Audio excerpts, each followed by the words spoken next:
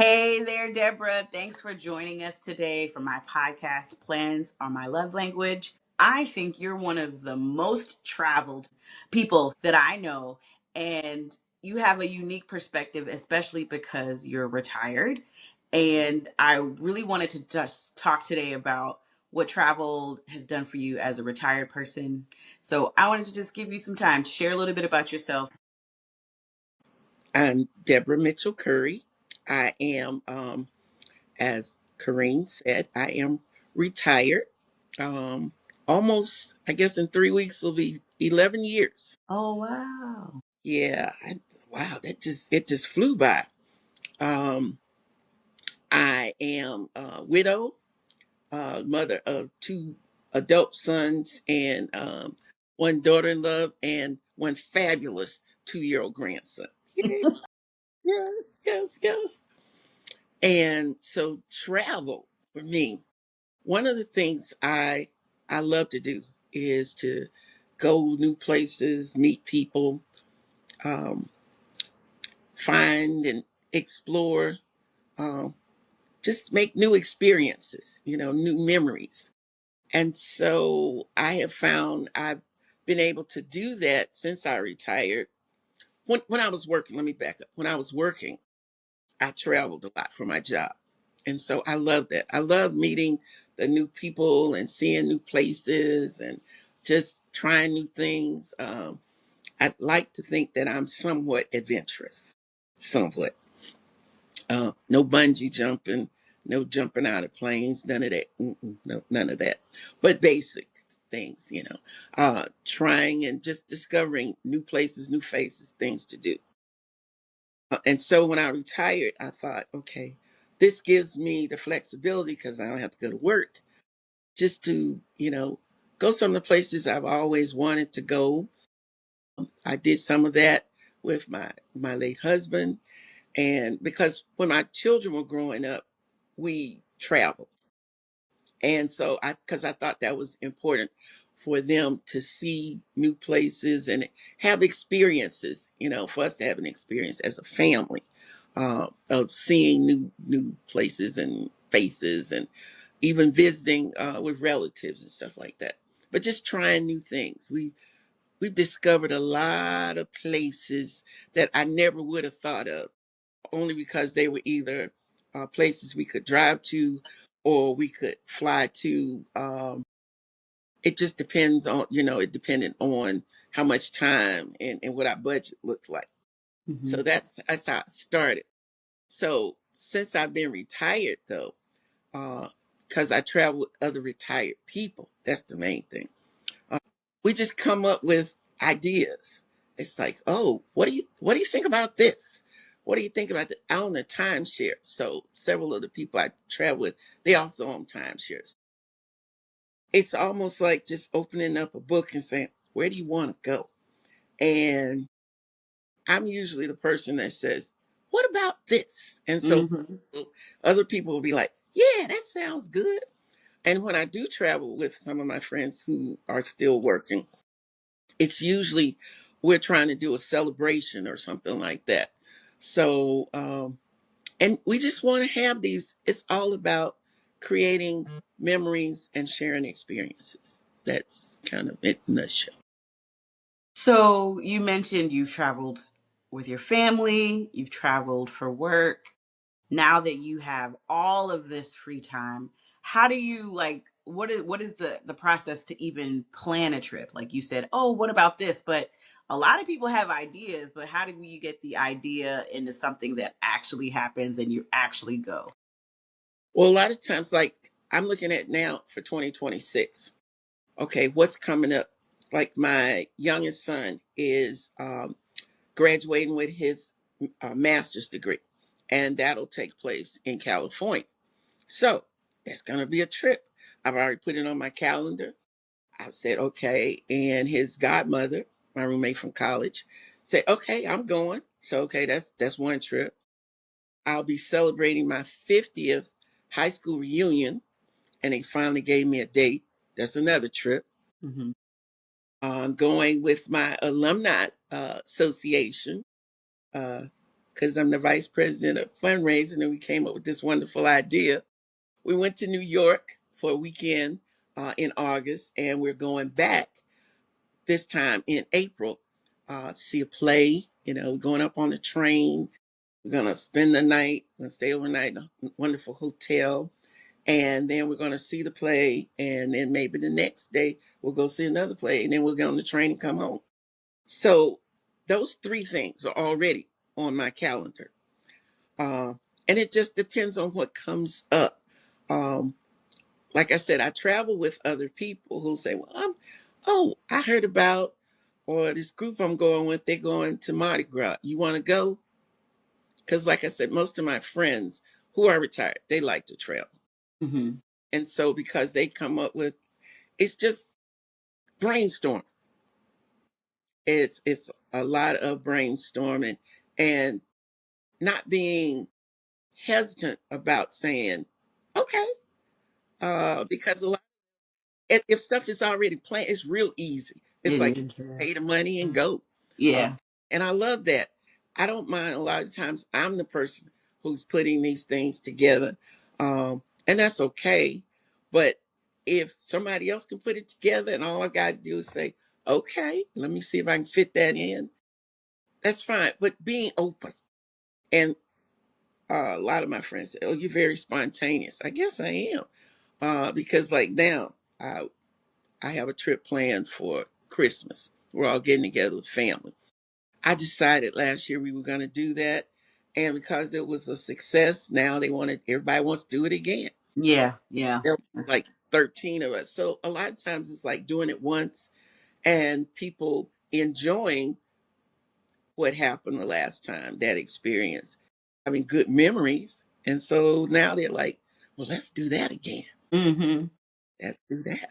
So you've shared a few things, but one theme I'm picking up is that there's like a lot of planning. Like you decide to do something a year from now, or you're looking at months ahead.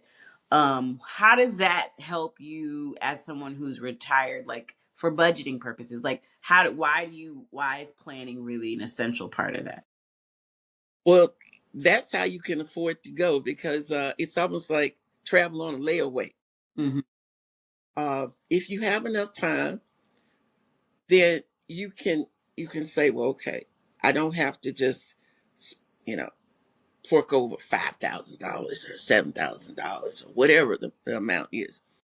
You can say, well, okay, according to knowing what you're dealing with, what your budget is, you can you can divide it into payments and in chunks. And a lot of trips that we go on, especially if it's more than a couple of days or where, depending on where you're going, if you've got enough time, you can put it into your budget so that it's not a hardship. It's all about the planning Hmm. and it's about the timing. Um, so yeah, that's basically what I do. I know that um, and also doing research. If I can catch it on sale, if I can get a good deal on some plane tickets for 6 months from now, I'm on it. Yeah. Do that, and that just makes it easier. If you can do that, or you already research, you know how much your hotel is going to be, then you can set aside money for from each month or whatever. It's just about planning. Hmm. So you also said that it's really important to be open minded. How, like, I know you're open minded. You're open to a lot of my crazy ideas. But how do you deal with your friends who are rigid, who don't want, are used to, I just do these things, but is it just you let them not come, or but how do you encourage people to just think more broadly about trips? A lot of times it's based on I've had the experience, or they know that I'm not going to tell you to do something I think that's out of your comfort zone. Hmm. Even though it's okay to do something outside your comfort zone. Hmm. But to know that, okay, I'm going to be there, or I did this, or I went there before. Hmm. So that helps a lot of times.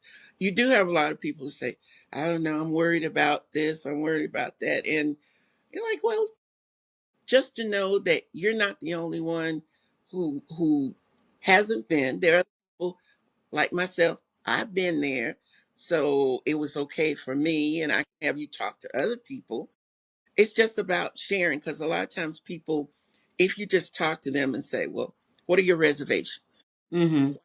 that you don't think you'd like to go, um, and just having a conversation with them, because a lot of times people are like, oh, well, I didn't know that, or they'll say, well, I don't want to take off and then have to switch planes or whatever. You say, well, we can get a direct flight.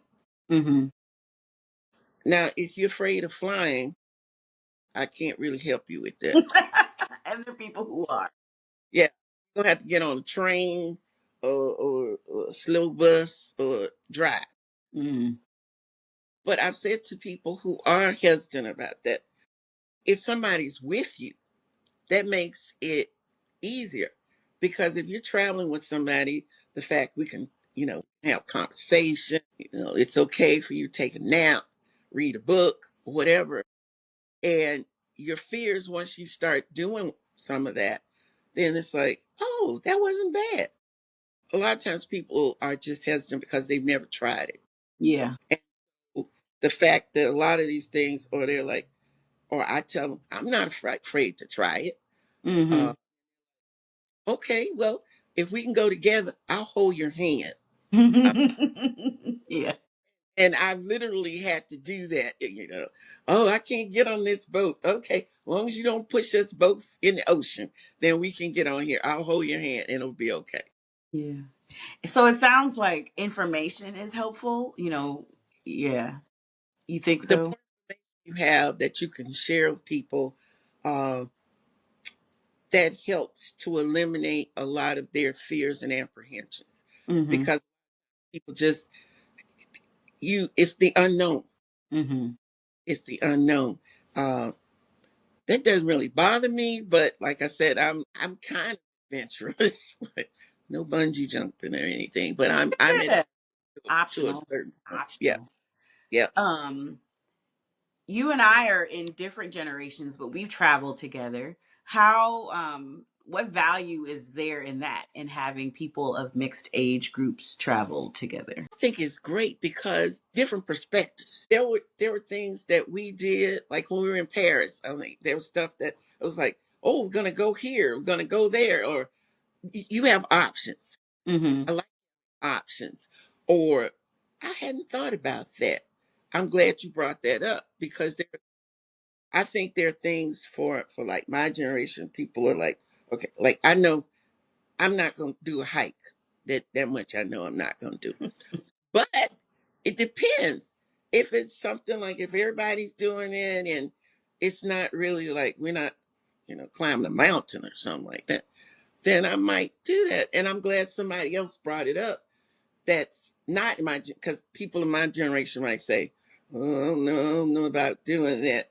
But you see other people doing it and you're like, okay, I'll give it a try. Mm-hmm. You know, willing to try some things, like I said, outside of my comfort zone. And I think it's because there are other people like yourself, different generation, but here we are together, and let's hey, let's try it. Let's do Mm-hmm. it. Yeah. Because if you do it and you enjoy it, you're like, thumbs up. If you do it and you didn't, you're like, okay, been there, done that, won't do that again. Yeah. Yeah. Just being How, open. like, do you prefer small groups or big groups? Like, what is your preference? I think I've done both. I've done a group where there were just four of us, Mm-hmm. and we survived because we different personalities, even though we're in the same generation, different personalities, different likes.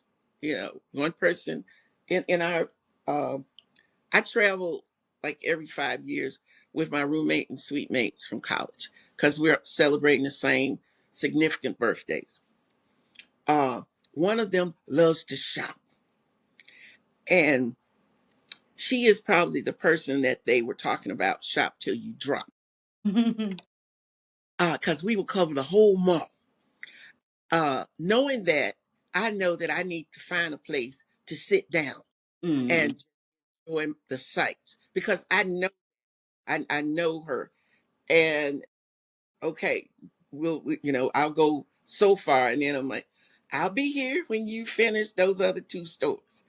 Or somebody else will want to do something, and it's like, okay, I'll try it. Or sometimes it's just a no. So it's not just generational. It's just whatever your preferences are. Yeah. Whatever you feel comfortable. You don't want to get. Some people can get outside their comfort zone. Other people, not so much. I'm only going to do this. I'm only going to do the choo choo train. I'm only going to do the boat ride. I'm not going to get on any rides at the amusement park. Um, I will try some roller coasters. No, been there. Probably got a T-shirt or something to prove it or whatever, Yeah. because of your experiences. But I'm willing to try just about anything, and if it sounds good, then yeah, I've been in London. Um, I had alligator. That was fun. People like, you ate alligator? I was like, yeah, it was, it was delicious. What did it Uh, taste like, Deborah? I hate to say this, it wasn't like chicken, but it was like just like I don't know, like a beef, like you eating like some beef tips or whatever. It was it.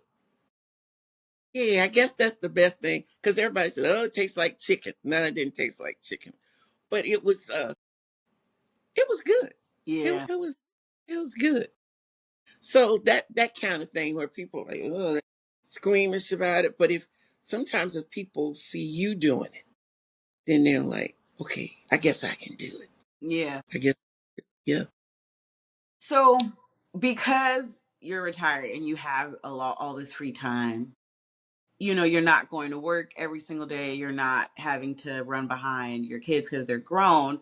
Why do you think travel is important for retired people? I think if you have the opportunity and the means to see more of the world, that you should explore, um, create memories.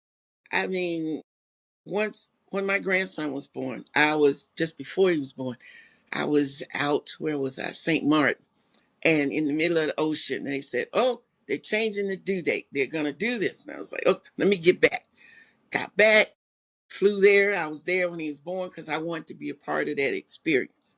Okay. And then every other month I was there because this is where I wanted to be, because I wanted to be a part of his growth. I wanted to be able to see him, from a baby to where he's still a toddler or whatever. It's Yeah, I think it's important to share and spend time with your loved ones and to find new people, new experience. I've met a lot of people from different places, and to find out that you have a lot in common. There are a lot of Mm-hmm. common. People think, oh, because I live here and somebody else lives on the other side of the world. You'd be surprised what you have in common, but you never know that if you don't open up and explore and actually talk to people. That's another Mm-hmm. thing. Mm-hmm. When you're going places, I talk to everybody. People on planes, trains, buses. Yes, you do. I really do. And some of those people, and sometimes we keep in touch, Mm-hmm. or they can share, place or give us a suggestion. Oh, you could go here, or you should go there, and just some of these chance meetings. I met member Soror several years ago in the lobby of a hotel, Mm-hmm. waiting on some other people, and we just struck up a conversation. And here we are, 6 years later. We have kept with Facebook friends. I just shared the graduation of her son from college, and I found out that he and my great niece went to high school together. And I'm like, I never would have had that experience or been able to share some of those experiences if I didn't, we didn't strike up a conversation and Mm-hmm. stay in. Yeah. And so whenever one of these days the next time I hit Houston, I'm gonna, I'm gonna say, hey, I'm here, so that we can, hook up, do some things, because I'm just open, and I think that's because I feel free, not having to go to work. Ooh, it's a blessing. Mm-hmm. And being paid for not having to go to work. Yeah. That's so yeah. I'm you just gotta be open and willing to just extend yourself. Yeah. Yeah, I think a lot of people, they're retired and they're like, I don't know, or they might be afraid to try something new or to go to new places, even if you have mobility issues. I mean, I'm not running, I'm not climbing or whatever, but I'm moving. You just got to be open and say, I'm going to do this. I'm going to try this Mm. because I just want to see what it's like. And it's just a wonderful feeling to be somewhere and just say, I'm here. I can't believe I'm here. Yeah. And I'm so grateful to Mm. be where I am, you know. Mm. And I'm grateful for the opportunity. So these opportunities come up, I'm like, sign me up. Sign Mm-hmm. me up. I'm willing. Yeah. My children are like, where are you gonna be? Where are you gonna go next time, Mom? I have to send them my schedule because they find it hard to keep up. But I want them to do the same thing. Yeah. I've told them as they were growing up, if you have the opportunity to go somewhere or try something new, don't explore those options. Mm-hmm. You got to do that. And I'd say that to anybody from 60. You got to explore those options. That's probably why my grandson will be in tennis lessons, swim class, go to monster truck jams, whatever you're interested in. I think you should explore that.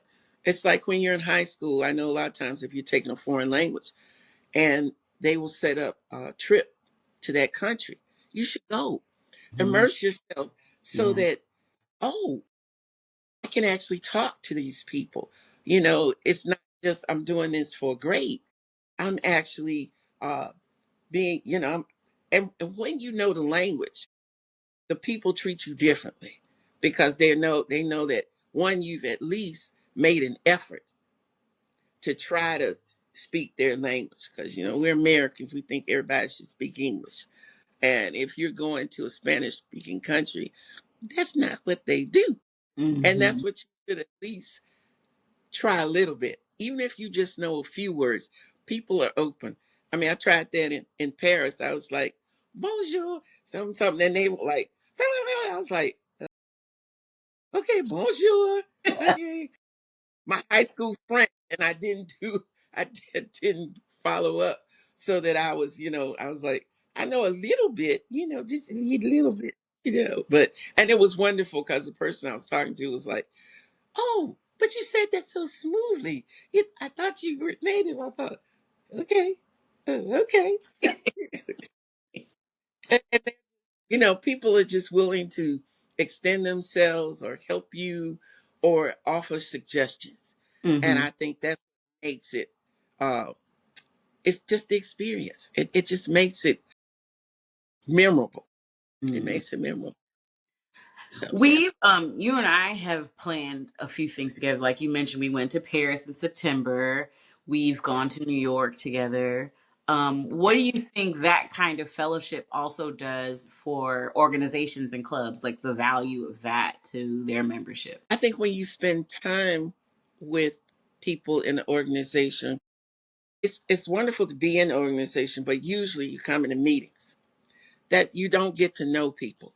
And I found like when we were in New York, we had time to sit down and talk to each other and find out, hey, I didn't know we were from the same state. I didn't know. Tell me about yourself, or just find out more about the individuals that you might see at a meeting. And obviously to find out, hey, we've got some things in common. Uh, I like this person. and or they're saying, I like you. And so I'm going to spend more time with you. I Mm, think that opens it up because we're everybody's busy. I don't care whether you're in church or wherever you are, or at a meeting, you're there for a purpose. And so actually spending time to talk to somebody to get to know them, you it's just wonderful. It opens up possibilities. And I think that it just makes us more connected, and you're willing to work with the people, and you're willing to help, and to just to extend yourself. And I love that. I love that because I have just found out so much about other people by myself. I didn't know I could do that, and people are willing to say, how would you like to do this? Because I remember talking to you about that. And you're like, okay. And so then that opens up the possibility of going somewhere else or doing something else that you hadn't even thought of before. That's mm, probably how I get into a lot of things that I'm in, from going somewhere and asking a question or just talking about something. And next thing you know, I'm involved. And mhm, so that's just part of life.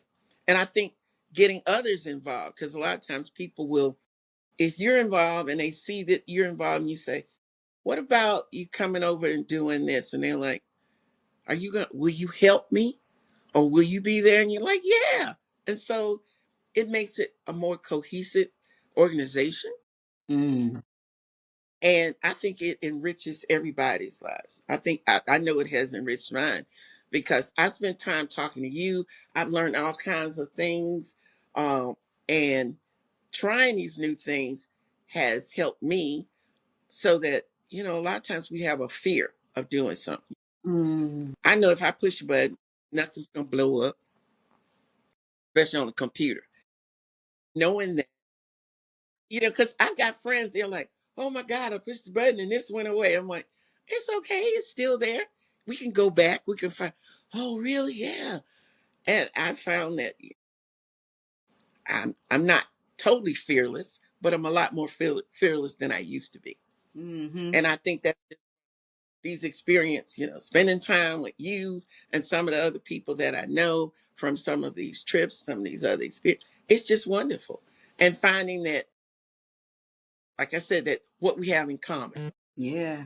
I've loved watching that happen with you. Like when we went to New York, you finding out that you and Marcia were from the same hometown, and then someone else on the trip was from the same. Isn't that such and such? Like just these random things that aren't random at all. With group travel. I really love watching that happen. Yeah. Yeah. And finding out that I didn't know that you liked this, because in talking to people, I found out, like, one of the persons who went with us to New York, he said, I've been to New York several times. This is my first time ever going to a play. Mm. It's like, "Really?" And he said, now I'm hooked. I am hooked. And I'm like, Yeah. yeah, Yeah. all you got to do, it's about exposure also. Hmm. I think it's wonderful to try to do that for young people. And where we can, whether it's a young person in your family or it's a young person who's, in school right now, if there's something going on that, we can include them, let's do that. Because a lot of times it's like, I have never done fill in the blank. I've never done, or I've never been. And that's what it's all about. Connectivity. Being, opening ourselves up to meeting and extending our circle, extending circle of friends and family, and yeah, all of that. No, it we're creating community and like valuable Yeah, relationships, you know? yeah. And yeah, that's really important. Yeah. Because a lot Um, of times people are just there in a very small community. I've known people who, because they were working, that was their community, work. And once they retired, they were lost because they had no other connections. And it's like, I feel bad for them, but what you try to do is find an opportunity or some kind of outlet so that people can connect. because we need to be connected. That's what makes the world go around. And I think that extends your life. Having a sense of community, being a part of, whether it's an organization or whatever, just being a part of something else bigger than yourself. Mhm. We Yeah. got to do it. Yeah. And I'm probably, it's hard enough, like you said, as we get older, work becomes so much of who we are. And hmm I'm sure, and I can only imagine, like as a retired person, how your identity, it's like who are you now that you're no longer working? And I'm sure, yeah, you talk more about that. I'm gonna put my camera on, I'm gonna put it on where you can't see me because I have to go get something, but just talk more about that, like finding your identity after retirement and how travel impacts you. okay. Once I retired, because when people are working, you say, well, I'm an analyst or I'm a whatever. And once you're retired, people say, oh, well, what do you do? I say, whatever I want to do. Um, I have the flexibility because I am a retired person to do things, to go places, to see people. And so that's who I am. I a lot of my friends will say, "Oh, you're traveling." I just talked to a friend of mine who said, another friend is concerned about you because you're always going somewhere. And I'm like, well, that's interesting that they're concerned, but I'm good. I'm going places because I stay at home for, to do things at home. But if the opportunity presents itself, I want to be out and about, uh, seeing and exploring the world, spending time with family and friends, making new friends, and extending, as we said, extending my community. Um, a lot of people they identify as what they do. I don't identify as what I do now is I'm a traveler, and I guess that's who I would identify as. I'm a traveler, and I think that's a good thing to be. Is I'm a traveler. When people say for people to be worried about you, is it really worry, you think? Or is it that they might feel a way because they're not trying to do something else, you know? I think that's it because this person says they live vicariously through me, and they really do. They're like, but they're always like, "Where are you going now?" Uh, and I guess I've done some back to back travels, and so I guess they were concerned, like, well, wait a minute, why is she going so many places? And I'm not like running away from anything. I'm running to other things. So that's just who I am.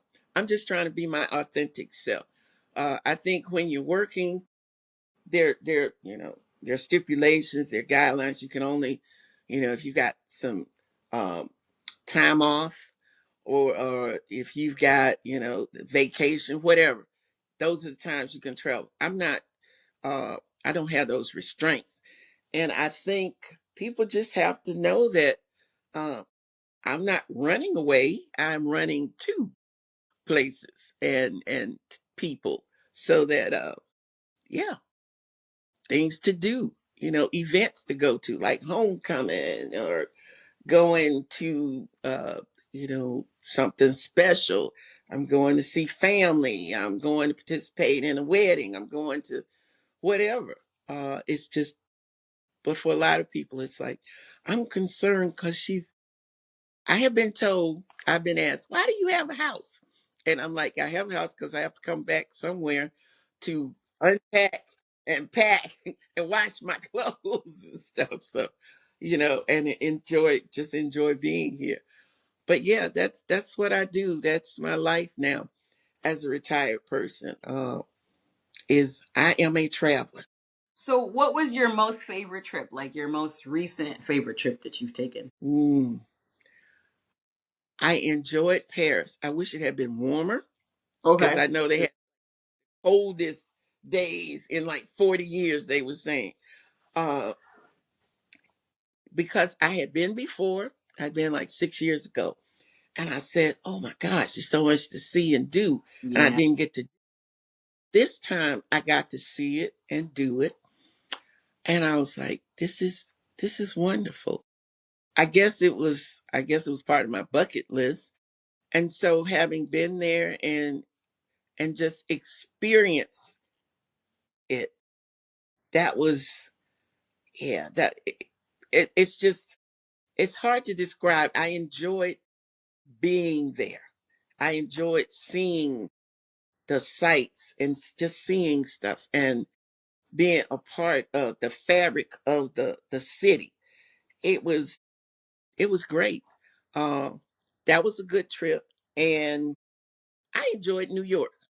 I really did. New York is one of those cities, the city that never sleeps, and it doesn't. Um, being with people, being in the audience of the theater, uh, different plays, just enjoying the vibrancy of it. Um, that's yeah. I have not had a bad trip this year thus far. Yeah. And yeah. So, but I think Paris, because that was a highlight. I was so looking forward to going back. And so now I was able to do that. So I feel fulfilled. Yeah. Yeah. Happy to hear that. Yeah. Oh, good. I've been a part of two of your favorite trips. Well, you said that you have 2026 plans. What are you excited about doing in 2026? Like, what are the trips that you have coming up that you're really excited about? I'm excited one to go to California because it'll be a twofer. It's my son's, he'll be getting his master's degree on his birthday. And I'm like, that's wonderful. And because it's California, I love going to California. Uh, my favorite city is San Francisco, but I'll be outside of LA. But I just like going, yeah, I haven't been to California in a couple years. And so I'm looking forward to that. Yeah, right now that's it. I would say the 50th class reunion. Some of the people I don't recognize. It's been 50 years since I've seen them, so I don't know about all that. But it'll be interesting to see the people that I graduated from high school with, and Wow. just I know I Lost connection. sorry about that. Are we back? There we go. I'm sorry. Any of my high school reunions, probably because I live so far away, and they seem to only let you know if you live in the city. So it'll be interesting. That's a milestone, and just to see the people and see, catch up. Some of them I have been, we become Facebook. Thank God for Facebook, because then you're on the fringes, some of the things that have been going on, and we responded like that. But it'll be nice just to see the people, see if I recognize. I do have a yearbook that I will be taking with me so that I can say, who is that? Who is Yeah. that? I've gone to a lot of my college reunions, and when I go with my friends, they're like, some of them are like, who is that? And I'm like, don't you remember? I've never seen that person before in my life. I'm like, yes, you have. They used to play tennis. They did this. They like, I don't remember any of that. I'm like, yes, you do. So I'm wondering if it'll probably be something like that, where I'm like trying to figure out, okay, I'll be flipping those pages in that yearbook. Oh, oh, hi. How are you? Because what I have found when I go to reunions, I've gone places, people remember me. And I'm thinking, okay. Your memory. Or they'll say, you're, oh, you have aged backwards. And I'm like, okay, thank you. And then I don't want to say, but you've aged forward. You don't want to say that to people. You're like, oh, okay. You just kind of, good to see you too. And later on, you might ask, who is that? Who is that? Because we've done that before, where the person is just, hi, Deborah, hi, and you're like, hi, and you're thinking, I don't have a clue who I'm talking You to, are. but Yeah, you just kind of hope they say their name. or somebody comes up and says, yeah, And you go, yes, girl, it's good to see you, whatever. So I'm looking forward to, some of those things with those two trips, because both of those take place in May. Yeah. So, and then I've got to spend some time. Oh yeah, I got to work here. My grandson's birthday is in May, and so I've got to. Hopefully, we can. If he goes California with us, we can celebrate. We can Oh, do yeah. two for one. It's a twofer. Yeah. It's a Yes, that would be great. Or a threefer. We get, his uncle's birthday, his birthday, and the graduate. graduation. Yeah. That would be wonderful. I'm going to read a scenario to you, and I want to get your advice and your feedback. It's not too long, and Okay. it's called "Am I the Asshole?" And it's about travel. It's about travel scenarios. So here it is. Am I the asshole? I was part of a tour group in Egypt. We had a massive walk to get to our coach to head to our first destination. It was very hot. I got on the bus with my daughter, who was only 14, and we sat in the first seats available. And a man had a go at me and said he was saving those six seats for his family and friends, and I couldn't sit there.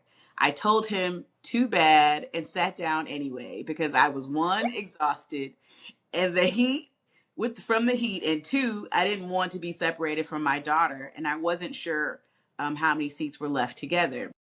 He had much older kids and his friends were adults, so it'd be easier for them to be separated if they needed to be. Anyways, he wasn't happy, but I think it's because he thinks it's first come first serve. What does everybody else think? Was I the asshole? Well, it's one thing to say two seats. Six seats. That's a bit much when you're in a group. Okay. I have found, because I was thinking about it as you were reading it with saving seats. Whenever I fly, I try to, if I can, because my legs are long, get in the exit out. And I have gotten to the exit seat, it was a seat there. I'd like to sit there. Oh, I'm saving this for my wife or husband or whatever. And I'm thinking, well, then they should have got on with you. Or they should have been here. But most of the time, all of the time, I said, okay. Even though the flight attendant was standing there, and I'm thinking, they should have said, you can't just hold seats because, you can't do that. But I thought, I'm going to be the bigger person. And I'm going to, in this case, he wanted to hold six seats. No, no, you're not, no, no. That's a no. Yeah. Like I said, she was hot. She's with a younger person, her Yeah. daughter. He was with adults. How you going to save six seats? You don't do that. Two maybe. Okay, not six. No, she was not. She was not. I I would have been looking at him like, so sad, too bad. Hmm, woulda, shoulda, coulda. Yeah. Later for you, you know, especially you hot and tired. Honey. I don't even know if he would have gotten a response. Yeah, I've noticed, Ugh. especially like with travel, people for whatever reason aren't as like kind or considerate of people for whatever reason. They just are only thinking of themselves or their immediate friends and expecting other people to move, especially when they got there first. It's like, yeah, yeah, that's not fair. Yeah, Yeah, people lack kindness, and I think how when traveling in a group, how do you establish that, like that people like, because not everyone thinks that way about being kind. How do you make kindness like the base for how people should react and respond to things when traveling with people? yeah. When you're, and it depends on the situation. You try to, and what I've been trying to do is extend people grace. Okay, I know that a lot of times, and it depends on the situation and the circumstance. Uh, if it's something where people feel entitled, then definitely I'm not going to. I've had that happen to me. I was at the airport. I was in line. We were all in line. Get through security. Go through security. This lady had been having problems. She had a dog. She had two dogs with her.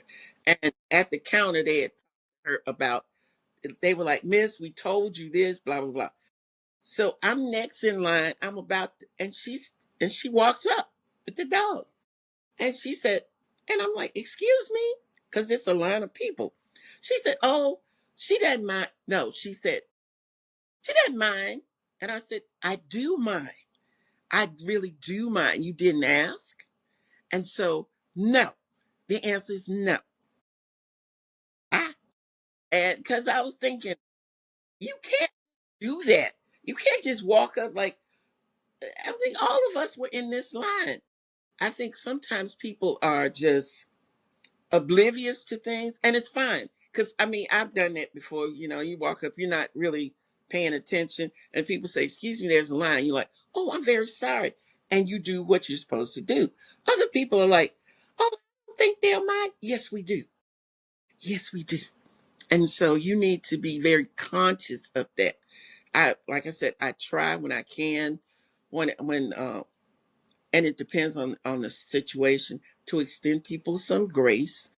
But people just feeling entitled, no, that's not gonna. That's Yeah. no. Okay. And I Well, don't feel bad about it. yeah, don't feel, and I think, yeah, be firm, and you can still be respectful when you say no. And I think maybe there's feelings about that, like how to say no in a respectful way. But Yeah, I think if with you could with a impart smile. and smile while you're saying it, yeah. If you can impart just three tips to retired people like yourself who are on the fence about traveling, what are just three things you would recommend for people? One, I'd say talk to other people who do travel. I know you've got some friends uh, that travel, and so talk to them. People who've been places. That's the main thing. So to find out what did they like, what they didn't like, where they've been, what would they suggest. Um, you can start out going someplace not very far. I'd say, like we're here in the DMV. I say, go to New York. Go to New York. Try that. Um, I'd also say, don't hesitate, because things are happening every day, and you don't want to be left behind. You don't want to say, I wish I had the opportunity. When you have the opportunity, take it. And yeah, because you don't want to be one of those woulda, shoulda, coulda. Because once people go, and then you hear about all the things that they did, you're like, wow, I wish I'd been there. Oh, I want to do that. And you don't know if you'll ever get that opportunity to do it again. So Mm-hmm. when opportunity not answer, just do it. Like Nick said, Mm-hmm. just do it. And make sure that you that try, going someplace that's already, the things have already been planned for you. Because times if you're trying to put it together, ooh, that can be a hot mess. But if it's been planned and outlined, I mean, for real, because it's like, why are we staying over here and coming back at night? We don't know if it's safe or whatever. You want somebody who's already, gone down that road. They've already checked it out, whether it's, Condé Nast has already said it's number one or it's number whatever, or the reviews are saying, don't go there because, they've got bed bugs or whatever, whatever. But just, talk to people. I think if you spent more time and get involved in organizations, church, a community, some kind of community, you are you can be part of that, where people are traveling. And so that you can say, I'm gonna, and step out on faith, try it at least, you know, once. I guarantee you, once you've done it, you'll be hooked. You may not go as many times as I have. I think I've been on, like, I think 10 or 12 trips this year. And a lot of people don't do that even in a lifetime. They might do one or two. Maybe you can only do one, but that's fine. Do it. and see what happens. And once you've done it, you'll be like, oh, girl, we gotta go. Or guy, and you'll talk to somebody like you, Kareem, and say, like planning is your love language.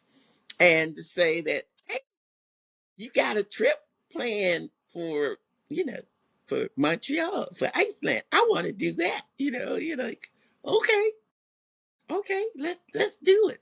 Let's do it. Extend yourself. And just don't limit yourself. Just don't limit yourself. Because it's a big world out there. Yeah, it's so big. It's so big. This is some good advice, Deborah. Well, Deborah, thank you for your time. I'm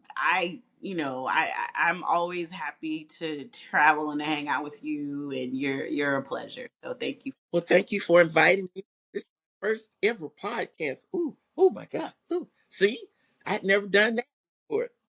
I'm doing all kinds of things. I'm gonna put that on my resume. I'm gonna put that on my resume. You've been on. Yep. Thank you, Deborah. All right.